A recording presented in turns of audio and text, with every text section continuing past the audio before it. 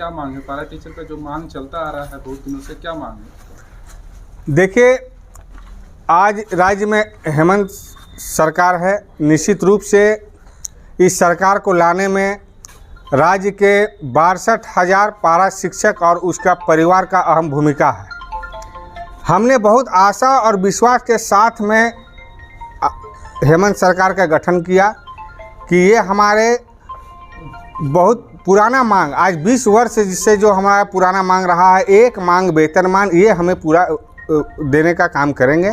लेकिन वर्तमान में देखा जा रहा है कि बड़ी अधिकारियों द्वारा हम लोग को छलने का काम किया जा रहा है। सरकार चुनाव पूर्व हर सभा में कहती थी कि पारा शिक्षक को स्थायीकरण करते हुए हम एक मांग वेतनमान देंगे, लेकिन आज 3 वर्ष बीत गए, आज भी पारा शिक्षकों की स्थिति दयनीय है। हमें केवल स्थायीकरण के सिवा और कुछ नहीं मिला। हमारा मुख्य मांग वेतनमान है जो वर्तमान सरकार को देना होगा। से वर्तमान सरकार तक हम ये मैसेज देना चाहते हैं कि हमारा मूल मांग एक मांग वेतनमान है। आप निश्चित तौर पर वेतन मांग पर बैठक बुलाएं, हम उस बैठक में पहुंचेंगे और राज्य के 62,000 पारा शिक्षकों का एक ही मांग है वेतनमान, उसे आप वेतनमान चाहिए।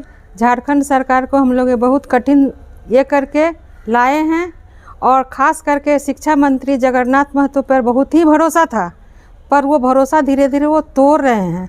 ऐसा नहीं होना चाहिए, क्योंकि जब वो पार्टी में नहीं थे तो हम लोग के साथ थे।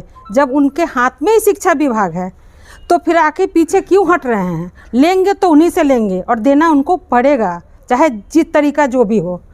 सरकार में कार्यरत सभी पारा शिक्षकों की एक ही आस थी कि जब से हमारे राज्य में झारखंड मुक्ति मोर्चा की सरकार बनेगी तो हम लोगों का कल्याण होगा, और इस कल्याणार्थ के लिए उन्होंने एक कमेटी तो गठित की है। उसमें उन्होंने बहुत सारे चीज़ों को डाला है, जिसमें से जो है अनुकंपा एक कड़ी है, और उस अनुकंपा का मतलब होता है कि मृत परिवार को कल्याण करने के लिए। तो कल्याण का मतलब तो ये नहीं है कि कल्याण जो है उसके योग्यता के आधार पे हो, उस परिवार की भरण पोषण के लिए किस तरह से सरकार सोच रही है, इस बात पे सरकार को सोचना चाहिए, ना कि योग्यता आधारित जो अगर कल्याण होगा तो हमारे झारखंड के कितने लोग योग्यता रखते हैं ये सरकार को भी भली भांति मालूम है।